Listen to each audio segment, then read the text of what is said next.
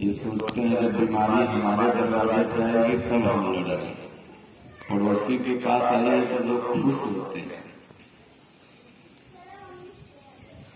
आइए थोड़ा सा हम लोग बैठा जाए, कीर्तन करते हैं भगवान का। कब विश्वास का आखिरी श्वास हो जाए कोई नहीं जानता है। यहाँ गुरु शिष्य की प्रधानता है भारतवर्ष में। भगवान कृष्ण गुरु थे और अर्जुन शिष्य थे, और गीता जो है गुरु शिष्य संवाद है। एक गुरु अपने शिष्य को किस तरह से विकारों से बचाते हुए भवसागर से पार करा देता है, उसी का चित्रण है गीता में। एक गुरु किस तरह से अपने शिष्य के प्रति ममता का भाव रखता है, इसका चित्रण है गीता में।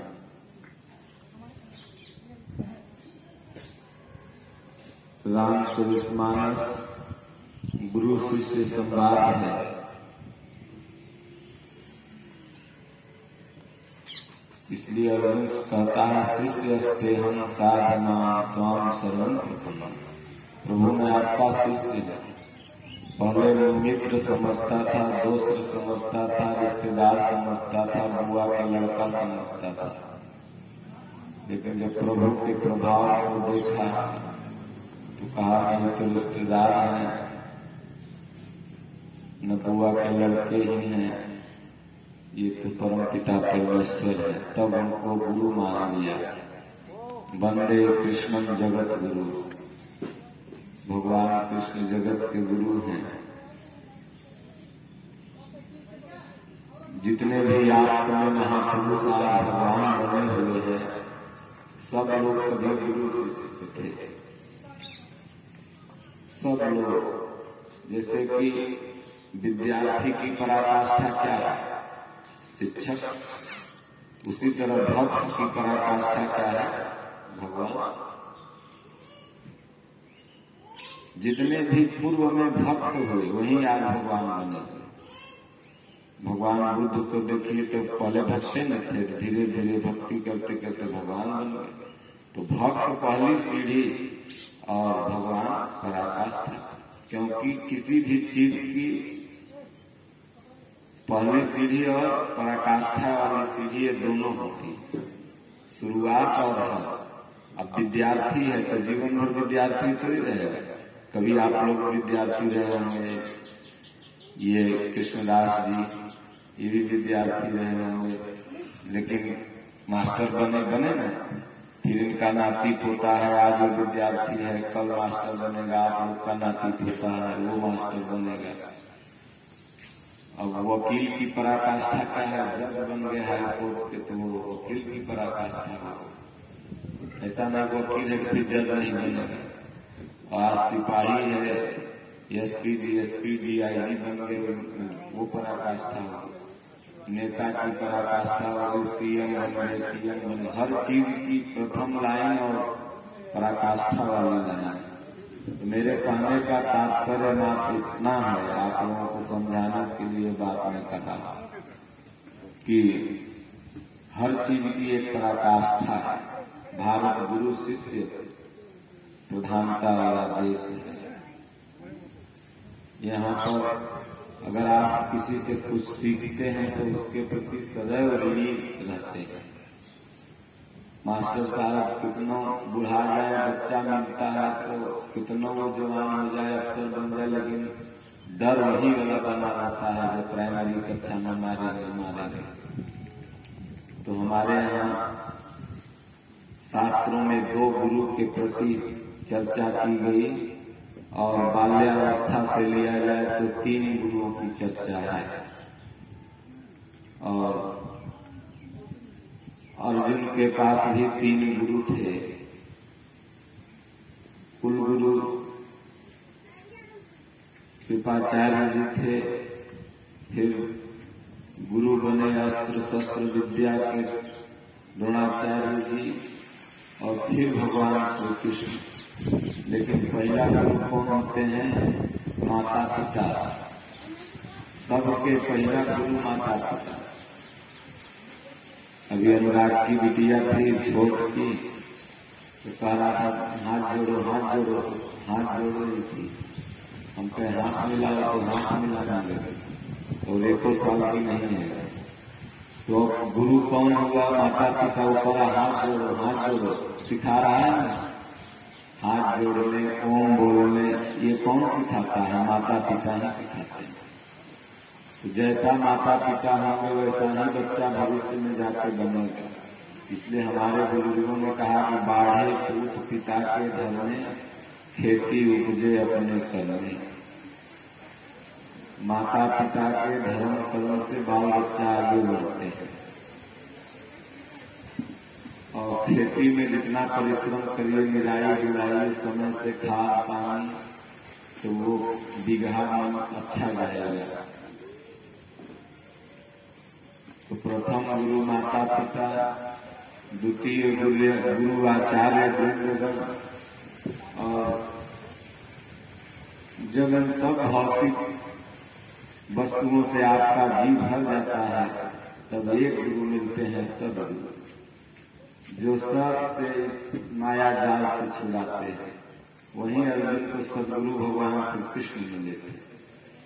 और हर समय भगवान है। भगवान ने गीता में कहा, अर्जुन ऐसा मत सोचो कि मैं आज हूँ, या पहले नहीं था, या आगे नहीं रहूंगा।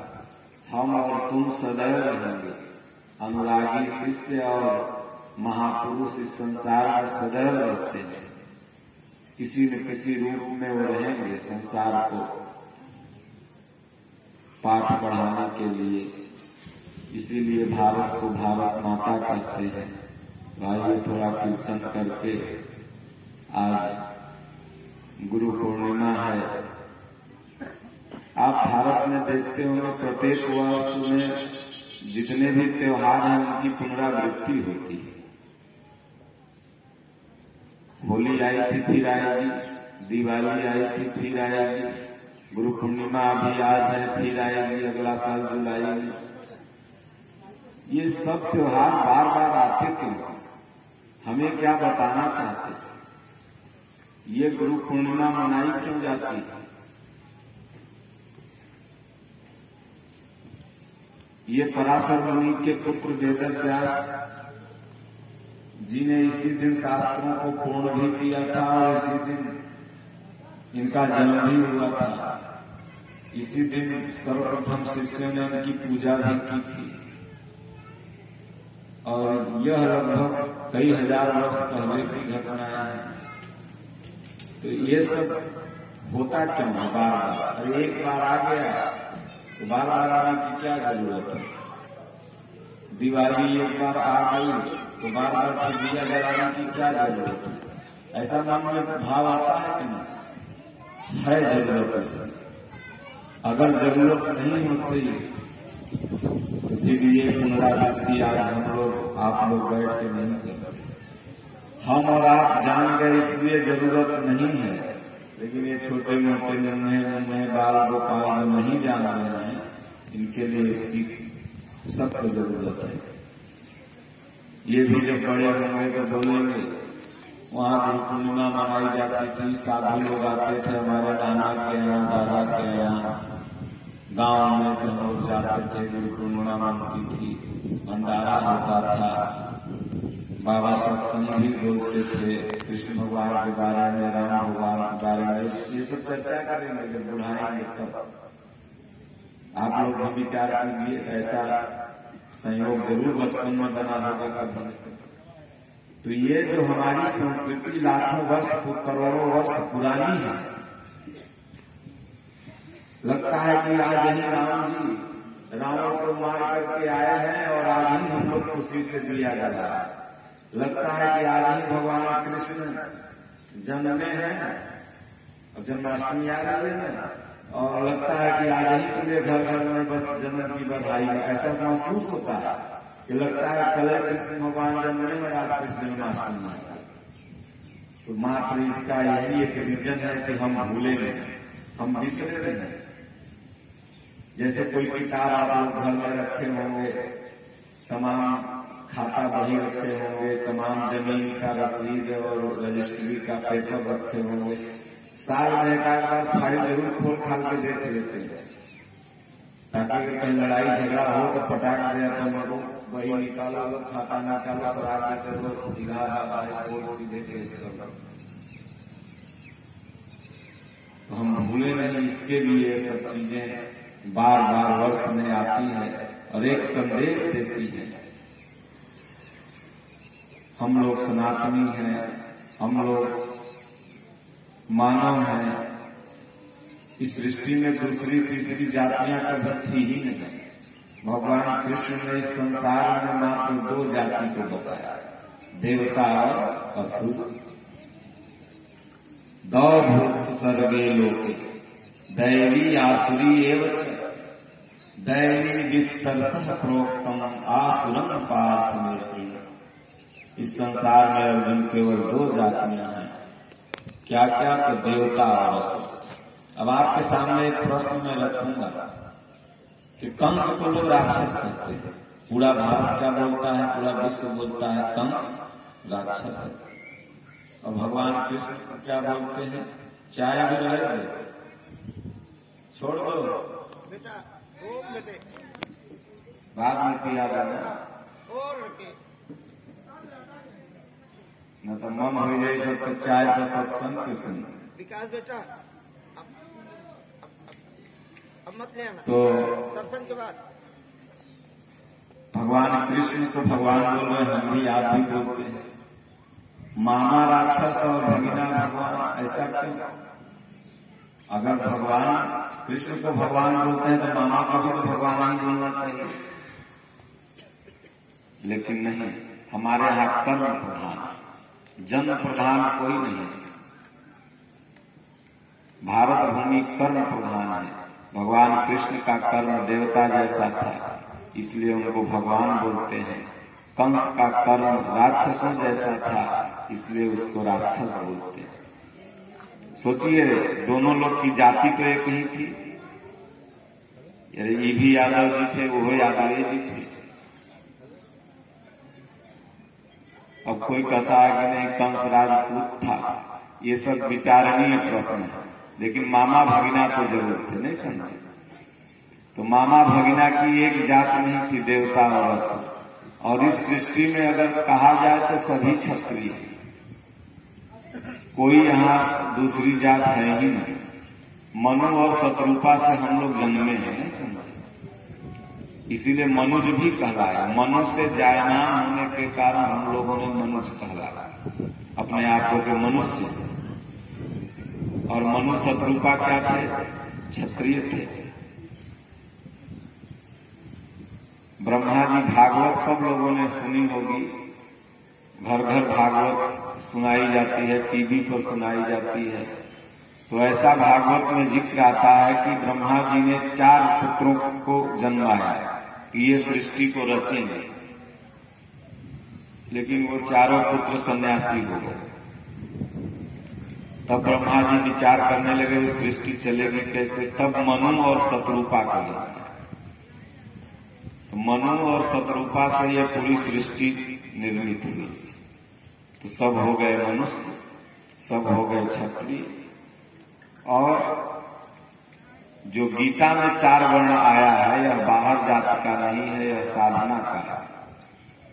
चातुर्वर्ण मया सृष्टम गुण कर्म विभाग से।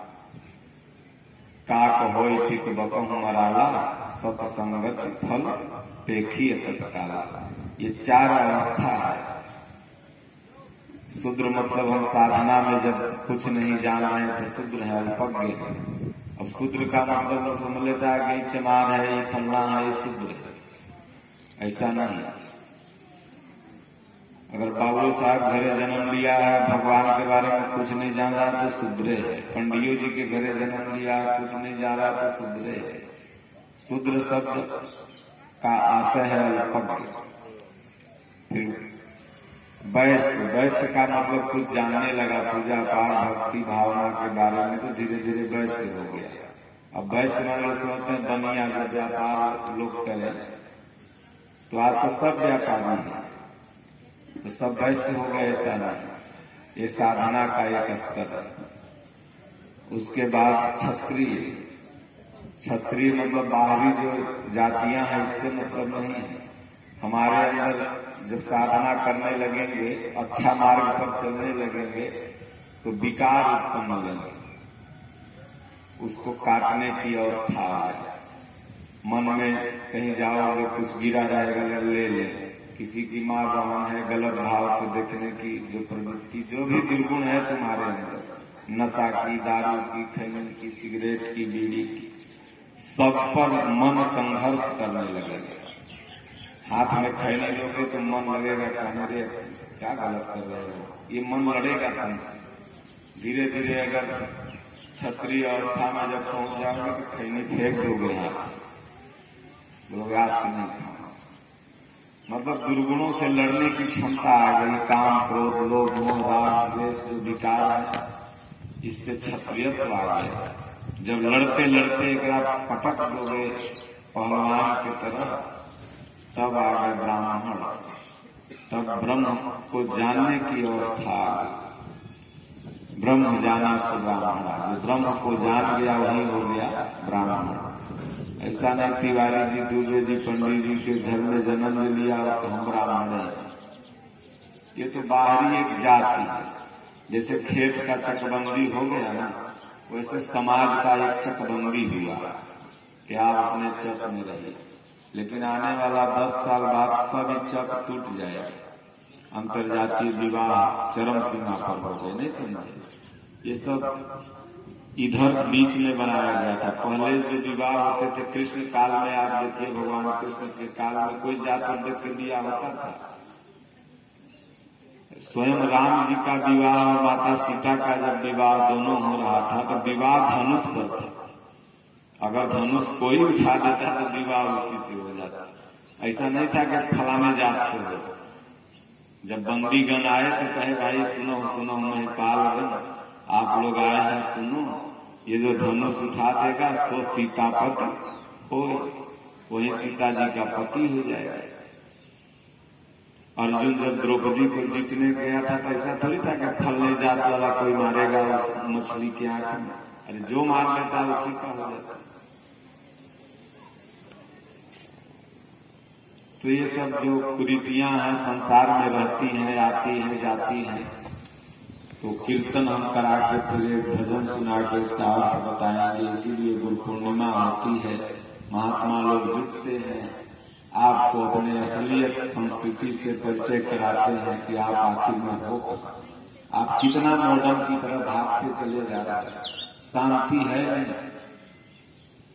पूरी दुनिया को भारत कह रहा था कि हाथ जोड़ो, प्रणाम करो, पैर छू के प्रणाम करो, ये हमारी संस्कृति थी। लेकिन गले मिलना, हाथ मिलाना, विदेशों में तो एक लोग मिलता है उसको चुम्मा लगा, उसको चुम्मा लो। कोरोना में तो 3 को मास्क लगा के जाता और पैर छू रहे हो अगर, तो पैर किसी का छूओगे तो हाथ और मुंह में कितना 2-3 फीट का अंतर रहेगा, तो दूरी मेंटेन हो जाएगी और व्यायाम भी हो जाएगा। कमर में दर्द रहेगा। सतेशगढ़ आश्रम चल जाओ, संतों के आश्रम में 8 बार दंडवत मारो, जो चिमुरा तिमुरा शरीर में ईट पीठ में रहेगा सब खत्म हो जाएगा। ये व्यायाम है एक तरह से प्रणाम करना, हाथ जोड़ना।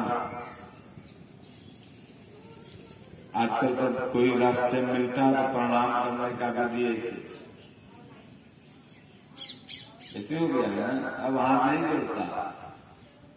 और किसी को से हाथ जोड़ कर प्रणाम करो, देखो अंदर से शांति मिलती। देखो प्रणाम करते हो तो तुम नीचे नहीं होते। ऐसा नहीं कि किसी का सम्मान कर दिए तो आप नीचे हो। सम्मान लेने वाला नीचा होता है, सम्मान देने वाला सदैव नीचा होता है। जो सम्मान किसी को देता है वो सदैव नीचा है, और जो सम्मान लेता है अरे सम्मान कहिए चाहे सामान कहिए, बात दोनों एक है। ये फूल मैं आपको दे रहा हूं, आप बड़े हैं हमसे या छोटे हैं, तो आप हाथ नीचे ही करके ले लोगे, ऊपर से तो इसको पकड़ोगे नहीं। तो सम्मान देने वाला सदैव ऊंचा, लेने वाला सदैव नीचा ही रहेगा। इसलिए हमारी भारतीय संस्कृति, गुरुओं की परंपरा, ये जितनी भी सभ्यताएं हैं, संस्कृति हैं, माई को माई कहो, बहन को बहन कहो, भाई को भाई कहो, बेटवा को बेटवा कहो, गलत को गलत कहो, सही को सही कहो, ये संतों ने सिखाया, ये महापुरुषों ने सिखाया। एक से एक महापुरुष हुए और इसीलिए उन महापुरुषों की कृतज्ञता में हम लोग ये गुरु पूर्णिमा पर्व मनाते हैं। आज अगर लिखने और पढ़ने की व्यवस्था भारत में प्रारंभ हुई पूरे विश्व में, तो उसके जन्मदाता कौन थे? जिनके लिए गुरु पूर्णिमा मनाई जाती है, वेद व्यास। इनका नाम वेद व्यास कैसे पड़ा? पहले वेद एक ही था, जो पढ़े लिखे लोग होंगे जानते होंगे, पहले वेद एक ही था, लेकिन इन्होंने वेदों को 4 भाग में विभक्त किया। व्यास माने क्या होता है? बांटना। व्यास माने बांटना ही नहीं होता है, अलग अलग करना। तो वेद को अलग अलग इन्होंने किया, इसलिए इनका नाम पड़ा वेद व्यास। 4 भागों में किया, ऋग्वेद, यजुर्वेद, सामवेद, अथर्ववेद।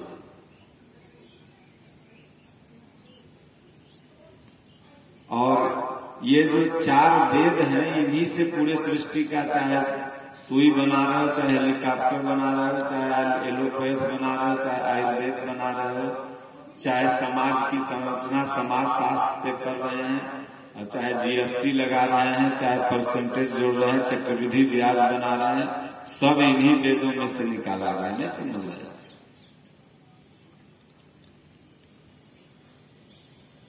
तो वेद व्यास जी ने लिखने पढ़ने की परंपरा चालू। तो आप कहेंगे आज उस समय के पहले लिखने पढ़ने की परंपरा नहीं चालू थी?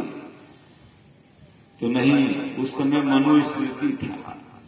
कोई भी शिष्य अपने गुरु से जाता था, दंडवत प्रणाम करके गुरु से वह ज्ञान सीखते थे और गुरु बताते थे। शिष्य का मेमोरी पावर इतना तेज रहता था कि उस चीज को ग्रहण कर लिया और फिर अपने शिष्य को बताया,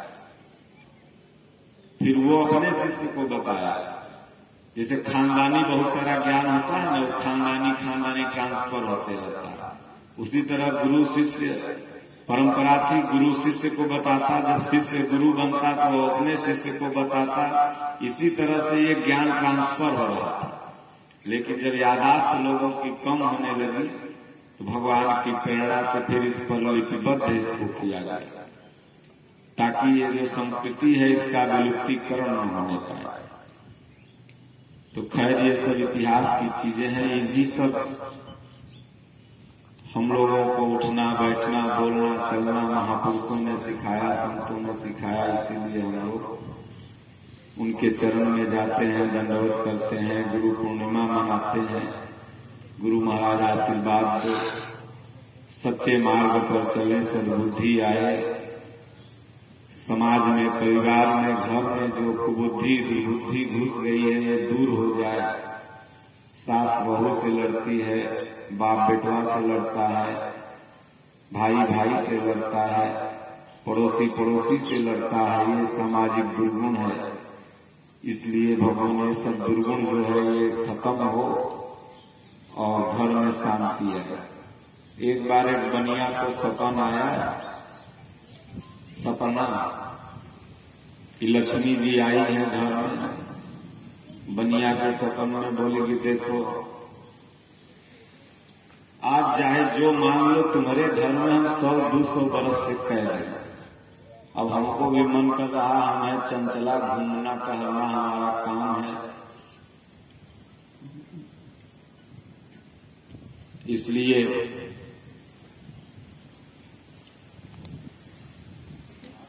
जो मन हो मांग लो।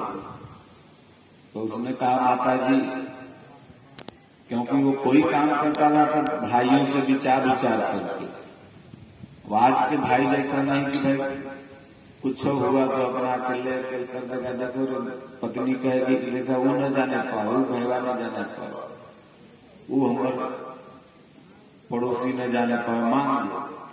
लेकिन वो जो भाई था वो बहुत सद्बुद्धि से चलता था। तो कहा कि ठीक है, हमको राय विचार आपस में सलाह कर लेने दीजिए, उसके बाद आपको कल बताएंगे। भाइयों से पूछा क्या मांगे भाई लक्ष्मी जी? बोली तो बोले मांग लो 500-600 बीघा खेत, 4 गांव है वो। पत्नी से पूछा, बोले मांग लो बम्बई में फ्लैट मांग लो बढ़िया समुंदर के किनारे, और 2-4 बीघा जमीन मांग लो, ये मांग लो मांग लो। सबसे पूछ लिया, सब यही प्रलोभन दिया। शाम हुआ तो बेचारा विचार किया कि सब कुछ अगर हम मांग ही लेंगे तो भी तो एक दिन खत्म हो जाएगा। आ ब्रह्म भुवनालोका पुनरावर्तिनो अर्जुन माम पैत तू कौन ते पुनर्जन्म न विद्यते। गीता का इस श्लोक से याद था कि ब्रह्मा द्वारा बनाई गई सृष्टि जो है ये नश्वर है, और अर्जुन मेरा भक्त जो है वही शाश्वत है, उसका कभी पुनर्जन्म नहीं होता। वो मेरे में है, मैं उसमें हूँ, वो मेरे जैसा है, मैं उसके जैसा हूँ, उसमें और मुझ में कोई अंतर नहीं है। तो उसने कहा देखिए लक्ष्मी जी, हमको बस यह दो कि हम 4 भाई 5 भाई घर में हैं, 5 की पत्नियां हैं, उनके बेटे हैं, सब घर में खाली सुमति बना रहे और कुछ नहीं चाहा। घर में सुमति रहे, प्रेम से रहे। एक फ्लैट है तो 4 हिस्सा, एक खेत है तो 4 हिस्सा। अब कहीं गाय इधर से इधर तुम्हारे हिस्सा में से उसमें मुठ दिया, सवेरे लड़ाई होने तय है। हमारे में कैसे मुठ दिले तोर पानी, हमारे में कैसे गांव में तो सवेरे सवेरे यही लड़ाई होता है, तोर पानी हमारे दुआरी कैसे बह के चल गया। अरे भगवान अगर नीचे रहे कम से कम तो आदमी भगवान के मारत मारत मुआई दे। जब पानी बरसता है तो सबको पानी तो सब में बह जाता है, लेकिन भगवान के पाता नहीं। लेकिन तमाम वकील साहब अध्यक्ष हैं, इनके कोर्ट में फूलपुर में तो 100 केस में 60 केस यह होगा, तोर नाला का पानी मेरे यहाँ आ गया, तोर गाय मेरे यहाँ दिया, यह ज्यादा केस होते होगा। बोले ये हमको नहीं चाहिए, खाली सुमति हमारे घर में बना रहे और माता जी कुछ नहीं चाहिए। लक्ष्मी जी कह जाओ एवं मस्तु आशीर्वाद दी। जब वो पहुंची रामनाथपुर तो याद आया, अरे बाप हम जा कहाँ रहे हैं, हम तो घरे में बना रहे। जहाँ सुमति तहाँ संपत्ति नाना, जहाँ कुमति तहाँ विपत्ति निधाना। जिस घर में सुमति है, नमक रोटी है, 4 भाई है, बांट लिया, अलग भले हो गया। पनीर बना तो रे बड़को भैया के ले आए, छोटको भैया के 4 बट के खा लिया। आज उसके पास दूध नहीं है तो सबको दे दिया, पर भैंस भी आएगी तो उसको दे दिया। अब होकर गाय बिछकर रहेगी तो ये भैया जान के चाय बना के और सामने जाकर पिएगा, लेकिन उसको नहीं देगा, ललचाएगा कि जैसे सुरा तोड़ता भी बिया ये में हम बिया पी रहे। फिर जब होकर भी आई तो ऐसे, तो ये कुमति है। तहाँ उस घर में विपत्ति का निधान है, सब कुछ होते हुए भी विपत्ति भरी रहेगी। और प्रेम है तो समझ लो कुछ भी घर में नहीं है ना, तो सब कुछ उसके पास। इसलिए लक्ष्मी जी कहेंगे हम तो उसके घर में बस गई और अब जा कहाँ पाना। इसलिए ये सब जो शिक्षा है ये संतों से मिलती है, इसीलिए आप संतों के सदैव ऋणी हैं। नारद जी एक बार सोचे घर में झगड़ा लगा दें तो भगवान कृष्ण से कहें कि भाई आपको ये पत्नी प्यारी है कि ये रुक्मणी प्यारी है, सुभद्रा प्यारी है। तो भगवान श्री कृष्ण ने कहा उद्धव में संत बहुत हैं प्यारे, उद्धव में संत बहुत हैं प्यारे। संत भगवान को सबसे, भगवान दूसर भजन से भजन इनके पास होगा कृष्णदास जी के पास। उद्धव में भी संत बहुत है प्यारे। भगवान घुमा के बोले देखो तो संत प्यारा है, पत्नी उतनी थोड़ी प्यारा, संत हमारा भक्त प्यारा है। इसलिए आइए थोड़ा सा कीर्तन करें तो भूमिका बनाते रहे। इतना भूमिका बना देंगे कि पूरा सत्संग हो जाएगा। आप लोग पीछे पीछे कीर्तन बोलिएगा। ओम जय गुरुदेव, जय गुरुदेव, सब लोग बोलो।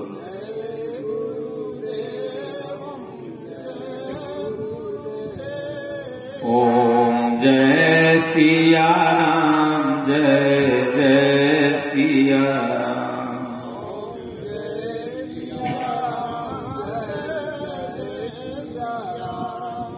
ओम जय गुरुदेव, जय गुरुदेव।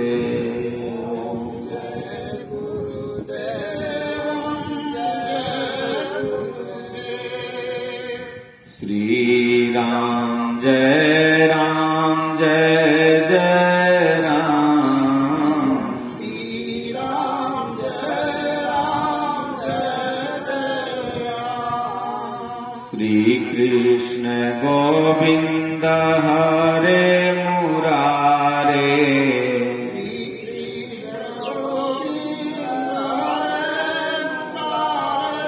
हे नाथ नारायण वासुदेवा।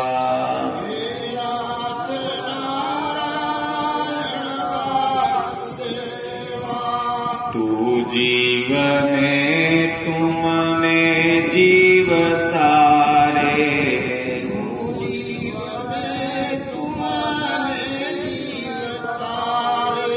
हे नाथ नारायण वासुदेवा।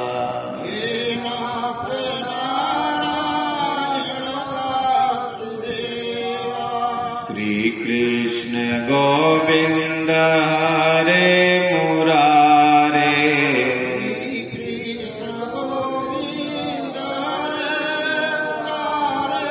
हे नाथ नारायण वासुदेवा।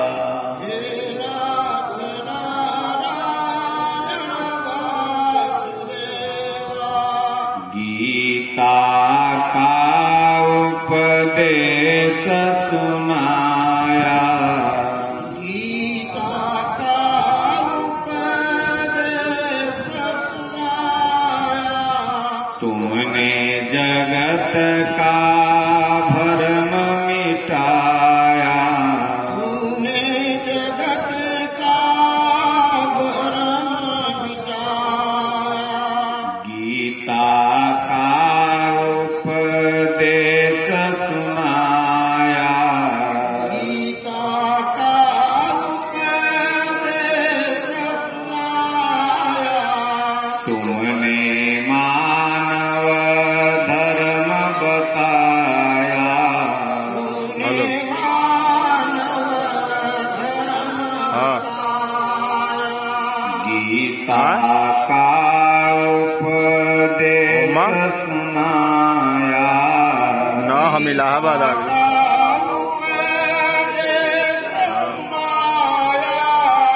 तुमने सोया विश्व जगाया। तुमने सोया विश्व जगाया। हम सब रहेंगे ऋणी तुम्हारे।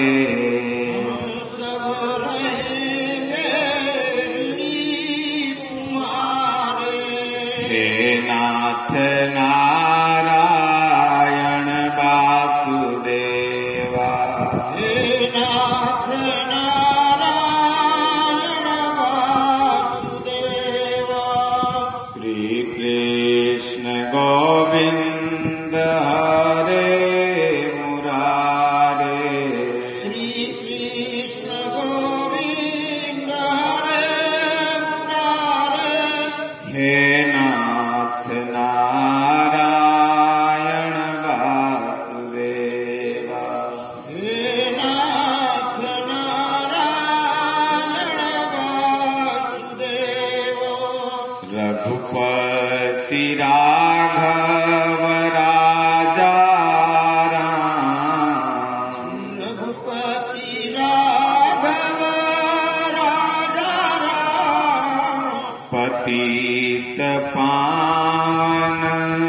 है तेरो नाम, पतित पावन है तेरो नाम। रघुपति राघव राजा राम, रघुपति राघव राजा राम। पतित पावन सीताराम। पतित पावन सीताराम। इस धरती पर बसने वाले, इस धरती पर बसने वाले। सभी हैं तेरी गोद के पाले। सभी है तेरी गोद के प्यार के पाले। तेरे लिए सब एक समान, तेरे लिए सब एक समान। रघुपति राघव राजा राम, रघुपति राघव राजा राम। पतित पावन सीताराम। पतित पावन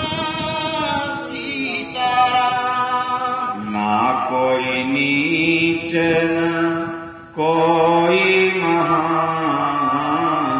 ना कोई नीच ना कोई महान। रघुपति राघव राजा राम, रघुपति राघव राजा राम। सारा जग तेरी संतान, सारा जगत तेरो संतान। बिहार में भजन गाता है।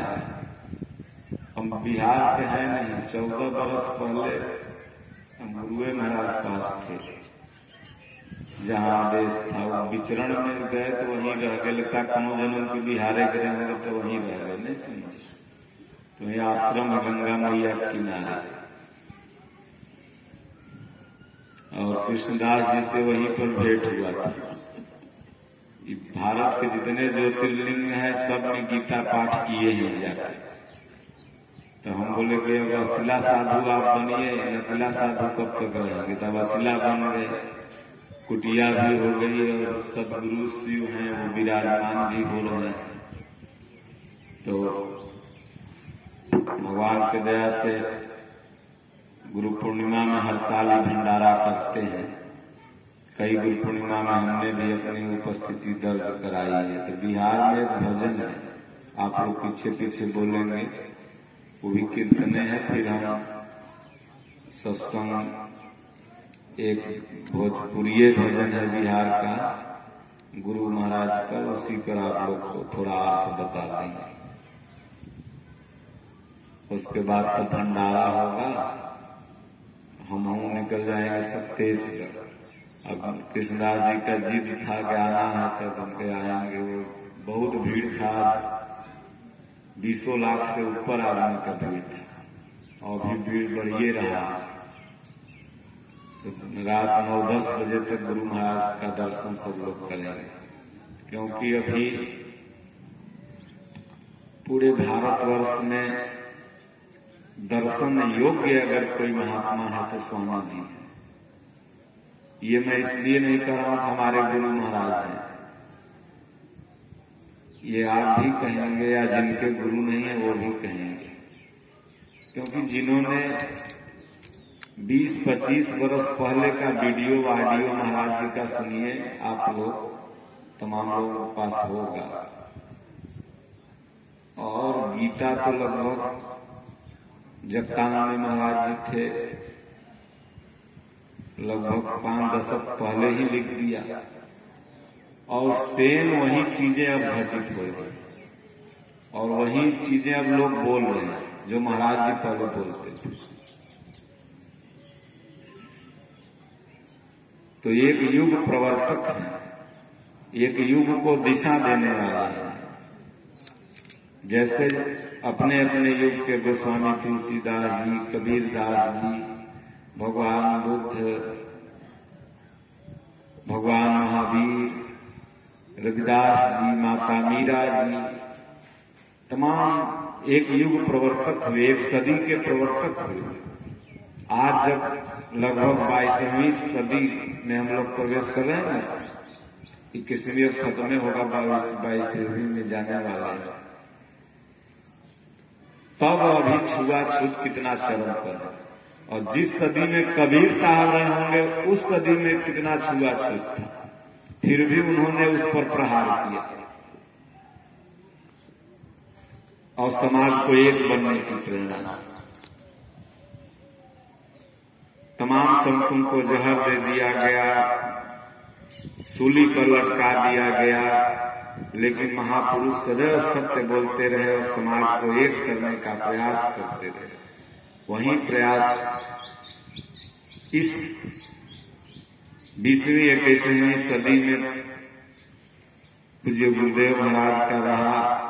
यह भी अपने एक सदी के उसी तरह के महापुरुष आने वाले समय में होंगे और अभी भी हैं। इसीलिए लोग इस भयंकर गर्मी में गाड़ी से, ट्रेन से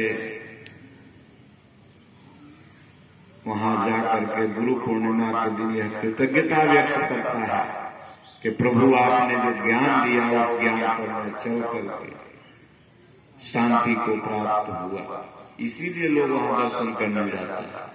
पूरी हलवा तो सबके घर में है और डॉक्टर साहब लोग ऐसे ही गले पड़े हुए हैं, चीनी कम खाई है और आटा कम खाना, कोलेस्ट्रोल बढ़ जाएगा, नहीं समझे। पूरी हलवा के लिए वहां कोई नहीं जाता है, वो तो प्रसाद है, अमृत है, उसका लोग भोग लगाएगा ही, लेकिन मूल उद्देश्य है महाराज जी का दर्शन।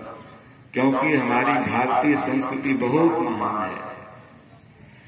हम जिसका भी ऋणी हो जाते हैं उसका ऋण को लोग कहते हैं इतना खिया दिले कहिया तो तारा।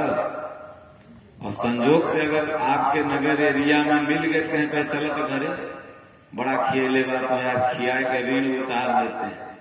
तो हम लोग ऋण को उतारते हैं इसे। और सदगुरु का ऋण, माता पिता का ऋण तभी उतर सकता है जब आपकी कृतज्ञता जीवन भर उनके प्रति रहे। यही उनका ऋण आप उतारना।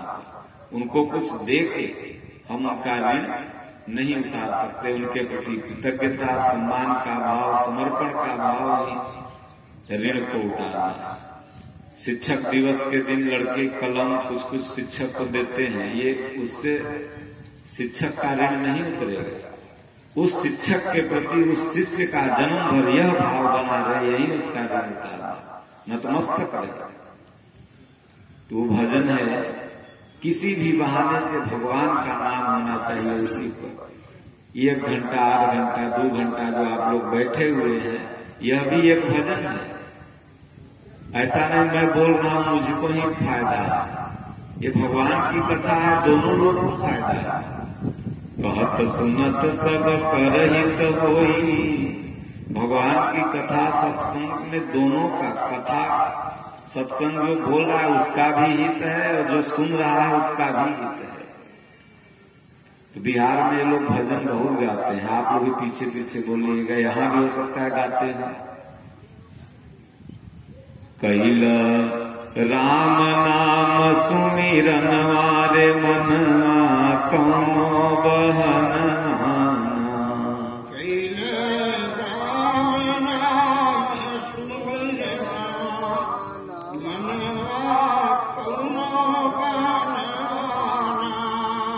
कैल राम नाम सुमिरनवा हो मनवा कौनो बहनवाना।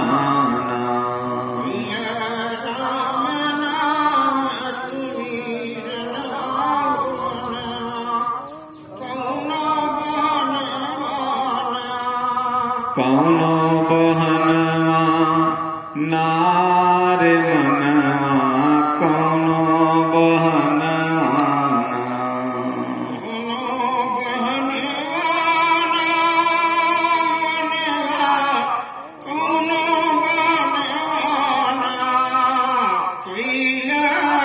राम राम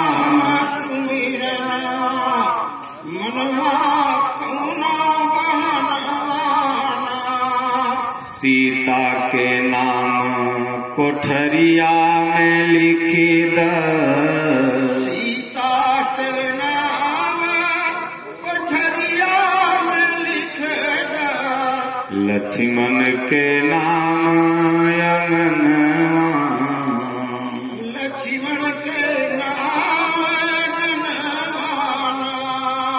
ये देखिए पीछे भगवान का नाम लिखा हुआ है ना, इसी तरह से सब लोग अपने दरवाजा पर राम के नाम दुआरिया पे लिखी द राम के नाम दुआरिया पर लिखी द भगवान के नाम दुआरी पे लिखो। आजकल लगेगा कुत्तों से सावधान, लगेगा घर में कुल कुत्ते हैं उनसे सावधान रहो, सबके दरवाजे पे डॉग से सावधान, कुत्तों से सावधान। हरिद्वार में हम विचरण में गए थे, एक महात्मा लिखवाले थे आश्रम के सामने, कुत्तों से सावधान। हम कहे महाराज अंदर कुल कुकुरे बैठे हैं। कहा अरे बोले मैं इसलिए लिखवा दिया हूँ कि आगल पागल पढ़ेगा तो अंदर नहीं जाएगा, कहेगा कुकुर हो गए डरे से। नहीं समझ रहे तो नहीं, भगवान का नाम लिखो। पाप करने में भी डरोगे, रे बाप रे हमारे घरे भगवान का नाम लिखल बा, तुलसी जी लगी हुई है, हनुमान जी जब लंका में प्रवेश करते हैं तो सब जगह निश्चरे उनको दिखाई देते हैं। बोले लगता है भगवान के भगत यहाँ नहीं है। लेकिन जब थोड़ा घूम फिर के विभीषण जी की कुटिया में, ऐसे ही कुटिया थी, गए, सोने की लंका जल गई लेकिन घास फूस की कुटिया बची रही। सोचो जो नहीं जलता है वो जल गया। सोना आज तक जला है क्या? जितना ही जला है उतना ही 1 कैरेट का बना है, लेकिन सोना जल गया। और जो कि अगर चारों तरफ आग लग जाए तो कृष्णदास की कुटिया अपने ही जल जाएगी, लेकिन वो बच गई। तो क्यों बच गई? भगवान का नाम लिखा हुआ था। राम नाम गृह अंकित शोभा बरनी न जाय, नव तुलसी का वृंद तहाँ देखी हरसी कपीरा। भक्त का जहाँ घर होगा तुलसी जी भगवान के नाम लिखे ही होंगे। गीता रामचरितमानस घर में होगी ही होगी। तो राम के नाम दुआरिया पे लिखी द, नित उठी होई दर्शनवा, रे मनवा कौनो बहनवाना। राम के नाम दुआरिया पे लिखी द, नित उठी होई दर्शनवा, रे मनवा। ये मन बहुत दुष्ट है, मन बहुत चंचल है। यह मन वही पहले कौआ है। पहले मन यह काग था करता आत्म घात, पाछे मन हंसा भया मोती चुन चुन खात। पहले मन कौआ है, ये गलत जगह ही उठा उठा के पटकेगा। लेकिन जब संत की संगत, महापुरुषों की संगत, गीता रामचरितमानस की संगत, ऐसा मत सोचना बहुत लोग बड़ा साधु के संगत में जाता, कहीं साधुए तो नहीं बन जाएगा। साधु बनना इतना सरल नहीं है। हाँ, साधु का बन जाना सरल है। साधु बनना और साधु का बन जाना ये दो बात होगी। तो साधु के पास जाने से साधु नहीं बनोगे, बल्कि भक्त बनोगे। घर द्वार आगे बढ़ेगा, आयु बढ़ेगी, यश बढ़ेगा, कीर्ति बढ़ेगी, धन बढ़ेगा। क्योंकि ज्यादातर धन गलत कामों में ही खर्च होता है। और जब सदमार्ग के रास्ते पर चलोगे, गलत काम करोगे नहीं तो कमाओगे 100 रुपया तो 90 रुपया बचबे करेगा।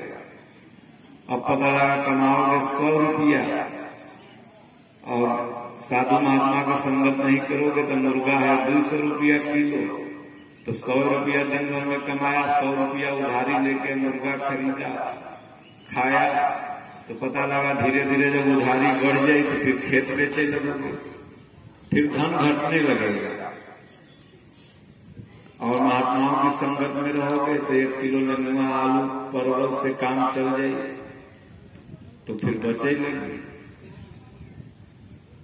तो बचे लगी, तो जब बचने लगेगा तो उसी से तुम्हारी वृद्धि होगी।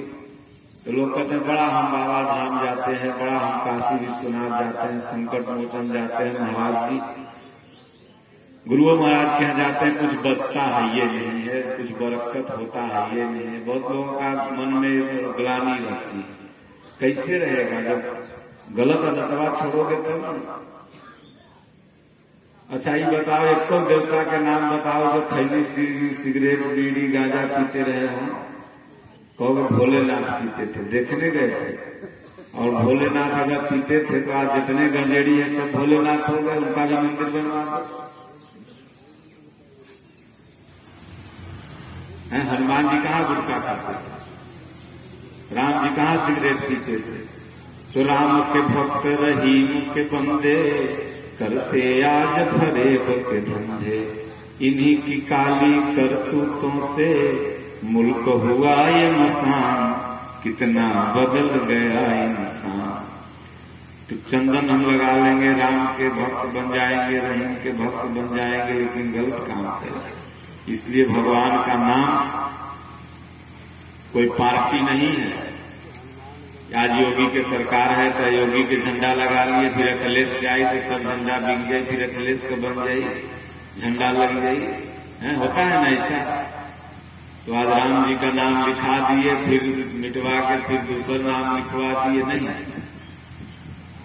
भक्त जो होता है सदैव एक रस रहता है। इसलिए एक भजन है गुरु महाराज के प्रति, एक शिष्य गुरु पूर्णिमा के दिन उनकी कृतज्ञता को व्यक्त करते हुए कह रहा है। इस भजन का अर्थ आप लोगों को बता देते हैं। सतगुरु तोहरे चरण सुखदाई, सतगुरु तोहरे चरण सुखदाई, सूतल रहनी गहरी नीदिया, सूतल रहनी गहरी नीदिया, दिहनी मोहे जगाई, हो सतगुरु तोहरे चरण सुखदाई, हो सतगुरु तोहरे चरण सुखदाई। गहरी नदिया नाव पुरानी, गहरी नदिया नाव पुरानी, डगमग डगमग डोले,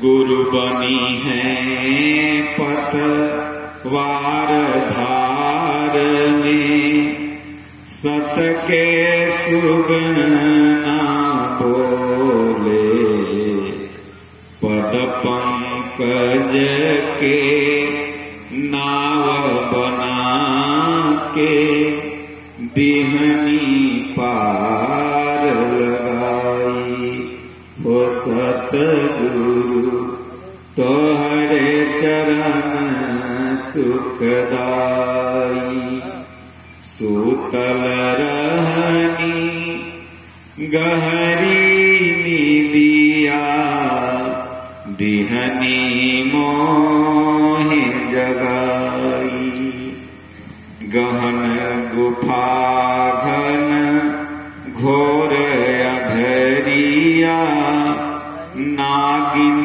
के फुफकारा, गुरु कृपाते ज्योति जरे जब करहियरा उजियारा कामधेनु जस गुरु की महिमा कलपतरु रहे छाई हो सतगुरु तोहरे चरण सुखदाई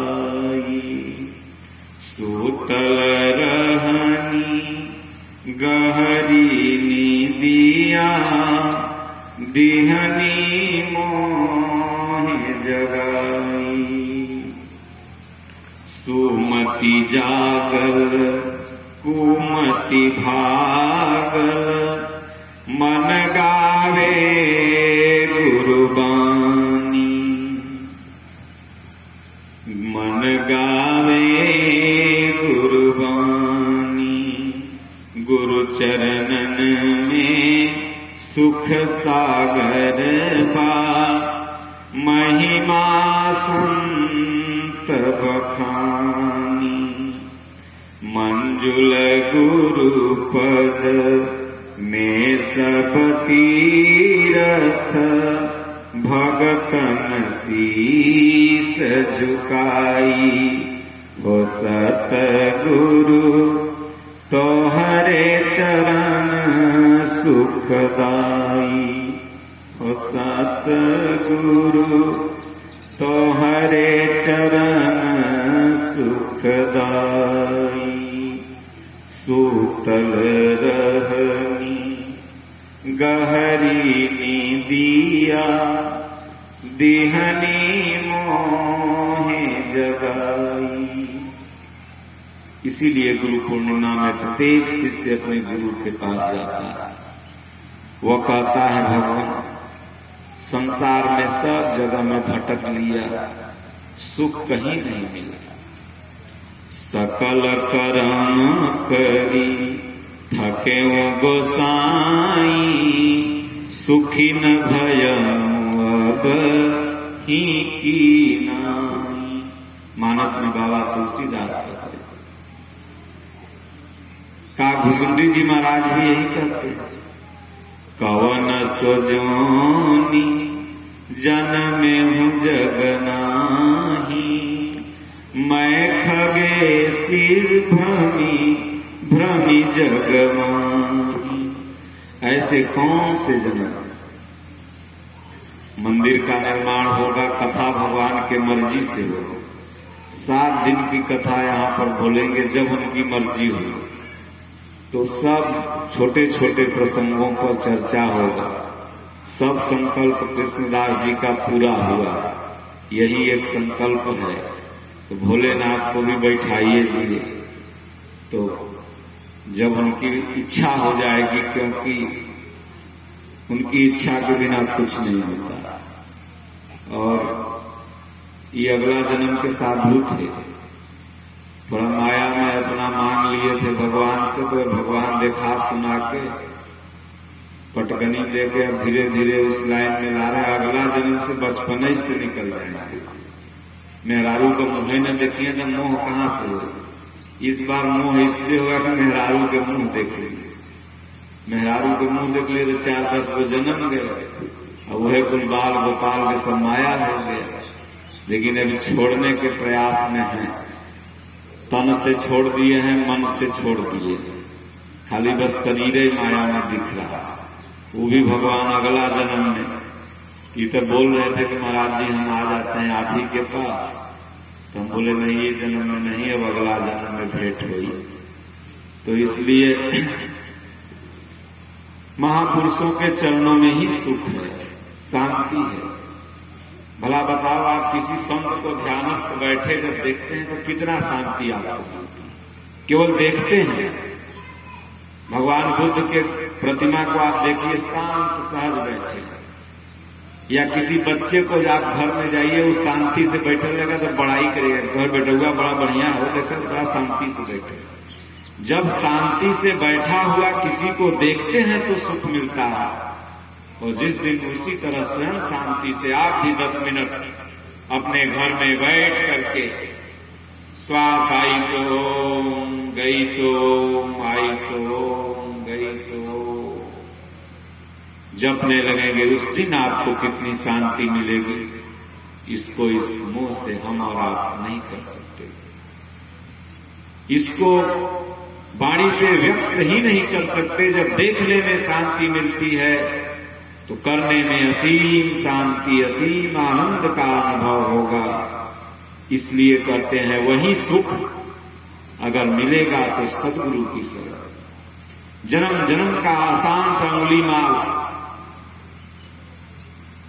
व्यापारियों का अंगुली काटता हुआ भगवान बुद्ध की शरण में पहुंचते ही शांत हो गए और भक्ति के पथ पर चल दिया। एक दिन अंगुली माल को किसी ने पहचान लिया, यह अंगुलियां काटता था कुल लाठी लाठी मारने से। एक बार भी नहीं बोला, भगवान बुद्ध जाके ऊपर से लेट गए। तब सब लाठी लेके भाग गए। बोले भगवान बुद्ध है, भगवान बुद्ध है, इनको मत मारो। जब भगवान बुद्ध इधर आते, उसने कहा किस दुख का सजा प्रभु? बोले जितना का अंगुली काटा था ना, जितना खून तेरे माथा से इधर से उधर से टपक रहा है, सब तेरे पाप निकल रहा है, जो आज से तुमको पवित्र हो गया। तो कुछ दिन और रह लिया। तब पहले जब माताओं को प्रसव होता था तो नहीं होता था तो वैद्य के पास ले जाते थे लोग, तो माताएं बहुत, क्योंकि पीड़ा होती है प्रसव के समय, असहनीय पीड़ा। तो एक माता को प्रसव का समय था, उसको लोग लेके जा रहा था, वो दर्द से बड़ी तेज से करा रही थी। अंगुली माल उधर से भिक्षाटन करके भगवान बुद्ध के लिए भी, अपने लिए भी भिक्षा अपना लेके जा रहा था। जब किसी को रोते हुए देखा तो उसके मन में भी दर्द हो गया। बोले भाई ये क्यों माता रो रही है? भगवान बुद्ध के पास पहुंचा। प्रभु, एक महिला बहुत असह्य पीड़ा से गुजर रही, अभी जा रही थी रास्ते में, हमसे बर्दाश्त नहीं हुआ। भगवान बुद्ध हंसे। भला बेदर्दी को भी तो दर्द होने लगा। जो गणासा से अंगुली जब काटता था तो उसको दर्द उस समय नहीं होता था, लेकिन एक संत की शरण में जब पहुंचा तो एक महिला का रुदन भी उससे नहीं देखा गया।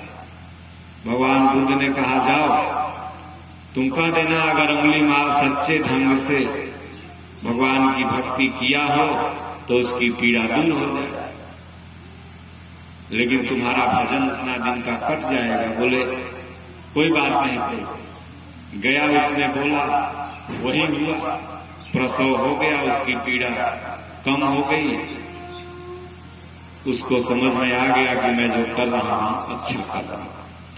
तो सतगुरु तोहरे चरण सुखदाई। मॉल में जाने से, एसी में जाने से, बहुत बड़ा बंगला बना लेने से सुखी कोई नहीं। सुख तभी मिलेगा जब महापुरुषों की शरण ग्रहण करोगे। बाकी दुनिया का जितना बिजनेस बढ़ाते जाओ, पंचवटी, घनवटी, तुलसी घनवटी, बीपी लो की, हाई की दवाई खाना ही पड़ेगा। जितने धंधा बढ़ी उतने बीपी बढ़ी, जितने घाटा हो उतने बीपी लो हुई, तो मेंटेन करेगा तो दवाइयां खानी पड़ी। सुख कहाँ मिली? सुख न मिली। इसलिए कहते हैं कि भगवान सूतल रहनी गहरी निदिया, दिहनी मोहे जगाई। जन्म जन्म से भगवान में सोया था, गहरी निद्रा में सोया हुआ था, अचेत।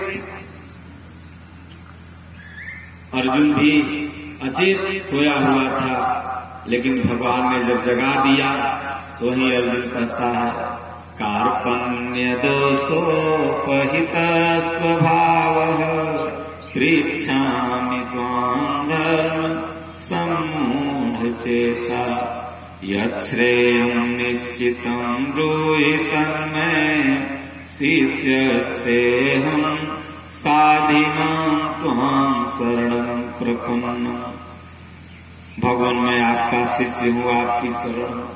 जन्म जन्म का सोए, न जाने कितने साधक जन्म जन्म के सोए हुए हैं। भगवान बुद्ध 200 जन्म से भक्ति साधना पर लगे और अंत में पा गए। हमारे दादा गुरु महाराज जी 7 जन्मों से भगवान के भगवत पथ पर लगे और पा गए।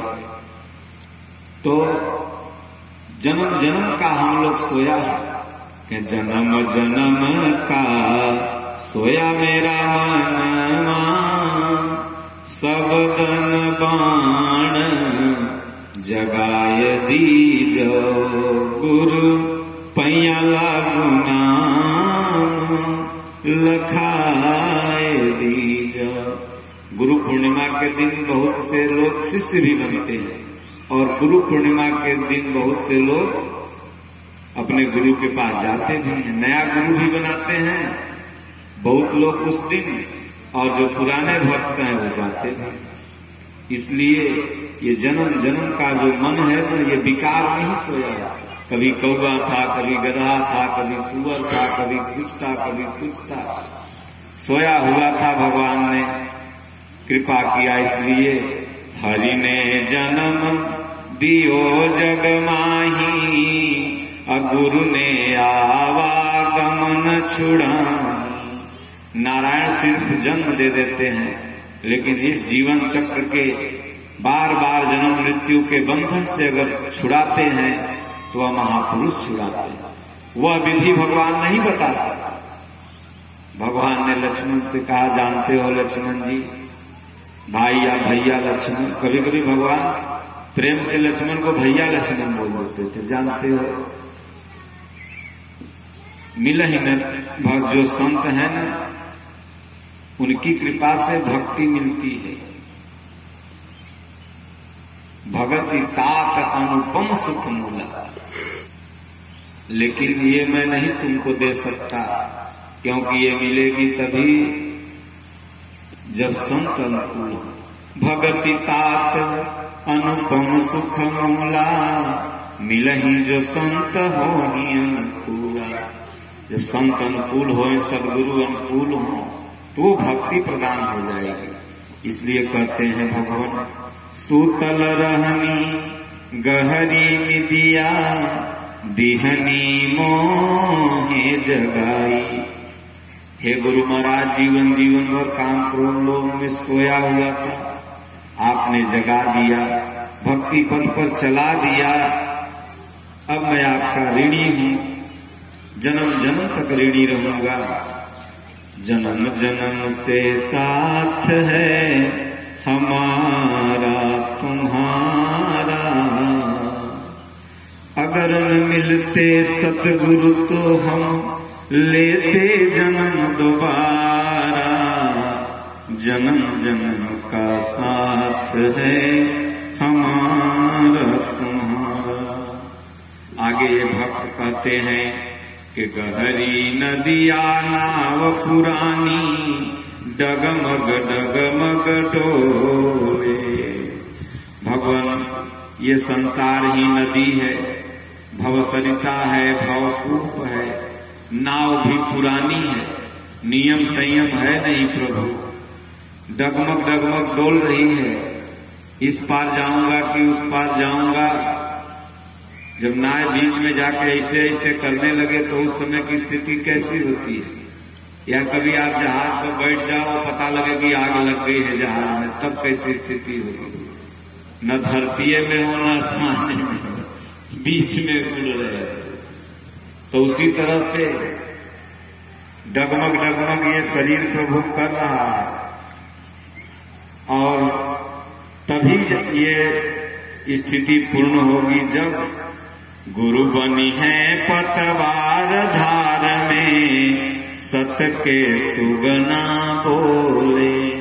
मानस में बाबा तुलसी ने इसी को कहा है, करण धार सदगुरु दृढ़ नावा, दुर्लभ साज सुलभ करी पावा। जब इस दृढ़ नियम के, नौका रूपी नियम के दृढ़ है, सदगुरु पतवार बन जाएंगे, खेवनहार बन जाएंगे, भगवान कृष्ण के ड्राइवर बन गए। भगवान कृष्ण ने कहा, एक तरफ मैं, एक तरफ 18 चौड़ी मेरी सेना, दो में से कुछ ले लो। अर्जुन ने वो मांग लिया, भगवान कृष्ण से जो कोई नहीं मांगा और दुर्योधन ने वो मांगा तो भी विजय हुई अर्जुन की। अर्जुन ने कहा प्रभु अगर पहले भी हमको मौका मिलता तो मैं आप ही को मांगता, अब तो बस मांगने मंगाने की क्या जरूरत है। जब उधर वो चलिए गई पूरी सेना तो बचल तो आप हमर है। भगवान कहे तब चलो, रथ हाँकने लगे, जाके रथ पर केशव ताकर कौन आदेश। भगवान के दया से अर्जुन की विजय हो गई। तो इसलिए कहते हैं कि ये नाव डगमग डगमग डोल रही है और ये नाव सुदृढ़ तब होगी जब सत्य गुरु बनी है पतवार धार में सत्य के सुगना बोले। ये सत्यमय प्रवृत्ति जो आत्मा है, ये सुगना है, इसकी आवाज हमेशा यही रहती है। आगे कहते हैं पद पंकज के नाव बना के दिहनी पार लगाई, सतगुरु तोहरे चरण सुखदाई। पद पंकज का नाव बना के, ध्यान में गुरु का रूप पद से लेके शिखा तक कहीं भी देखा जाता है। जब भी आप बैठिए नाम रूप लीला धाम में कहीं न कहीं अपने मन को लगाए रखना है। 10 मिनट 5 मिनट 1 मिनट बैठिए, धीरे धीरे पहले अभ्यास बना जाता है। पहले लड़कन के लाठी लेकर जाता है, चल सिलेट फिर सिलेट गोली पार। उसके बाद धीरे धीरे कहेगा फिर कखा कर ली, फिर वही लड़का अपने से बड़ा होता है, पढ़ता है, होमवर्क बनाता है, फिर बड़े बड़े एग्जाम देता है, बड़ी बड़ी यूनिवर्सिटियों में जाता है, प्रोफेसर वाइस चांसलर VC तक बनता है। लेकिन पहले तो गोल पारना सिखाना पड़ता है। तो उसी तरह से पहले यह मन नहीं लगेगा।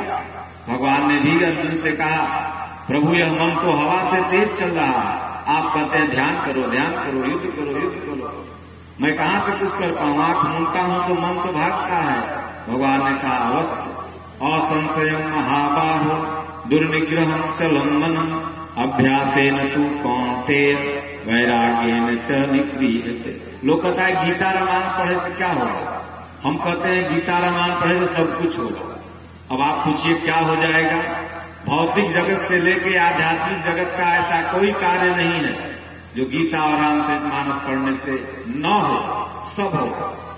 आप कहेंगे मेरा बाल बच्चा पढ़ लेगा महाराज, हाँ पढ़ लेगा। आप बोलेंगे मेरे घर का खर्चा चल जाएगा, खाना चल जाएगा, खुराकी चल जाएगा।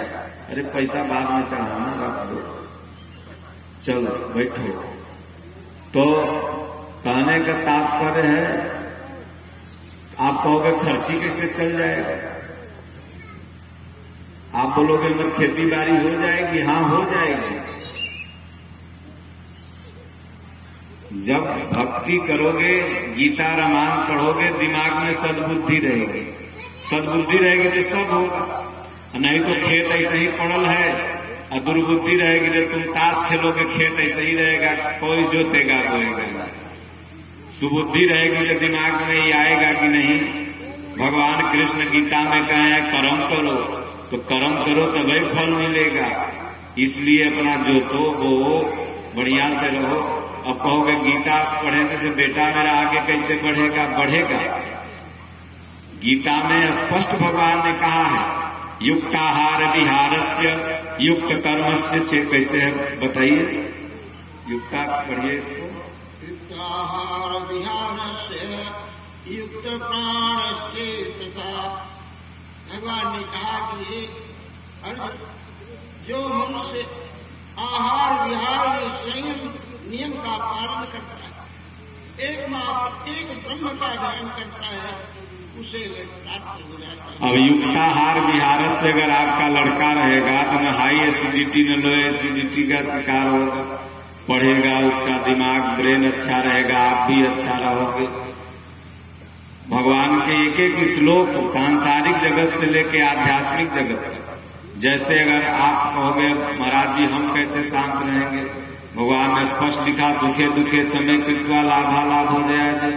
जब कभी आपको अगर बहुत डिप्रेशन में आप चले जाइए तो दूसरा अध्याय गीता का पढ़िएगा, मेरे कहने पर। दूसरा अध्याय पढ़ते पढ़ते आपकी बीपी 80/160 तक एकदम पहुंच जाएगी।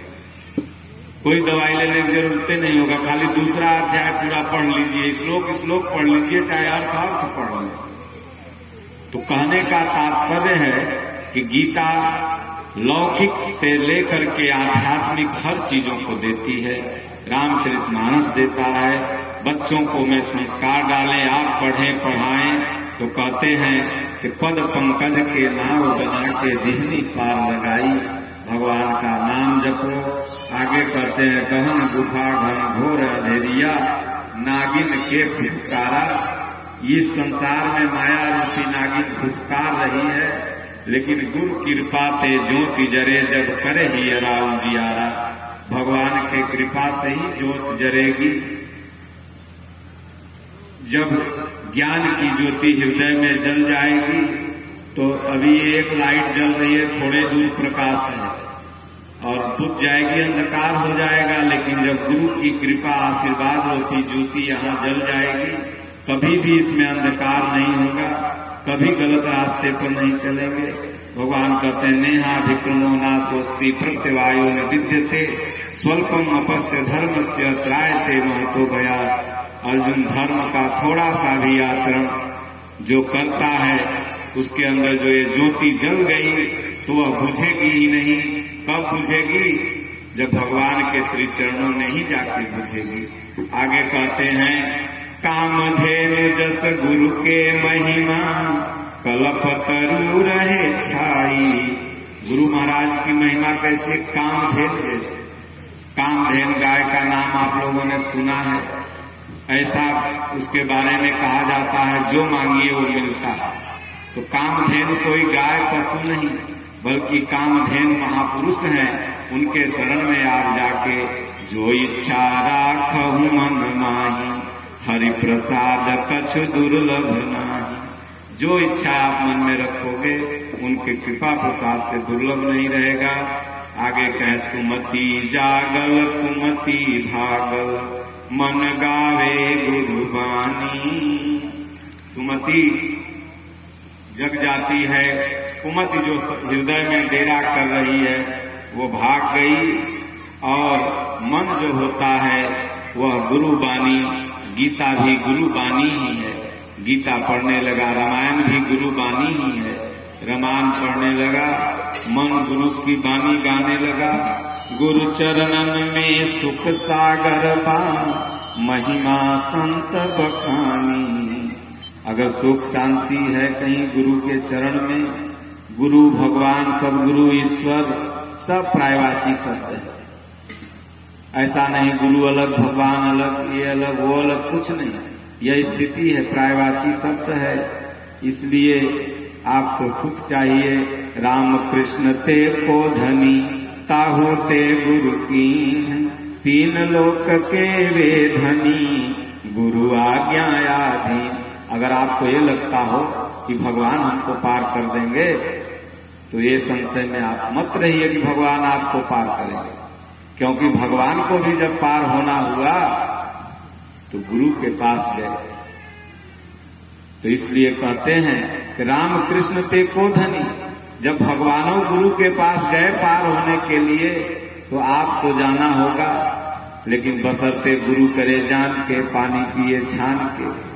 आशा राम राम रहीम जैसन गुरु मत बनाए लिए, तमाम कथावाचकन जैसन गुरु मत बनाए लिए। इन लोग का कोई स्टेटस नहीं है। वेश्या और पतिवती नारी में क्या अंतर होता है?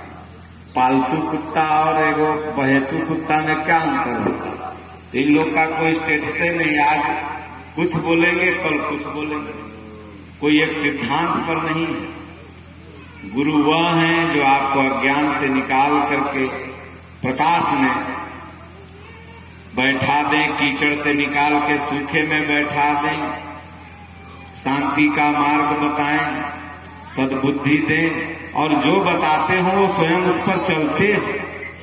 अपने भर पान खाएं, चिलवा कहें पान मत खाइए, अपने गांजा पिए, चिलवा कहें गांजा मत पिए। तो ऐसा गुरु ऐसा चेला दोनों नरके में जाते हैं। इसलिए जो गुरु करते हो वही सिखाते हो, वही सदगुरु हैं, वही महापुरुष हैं।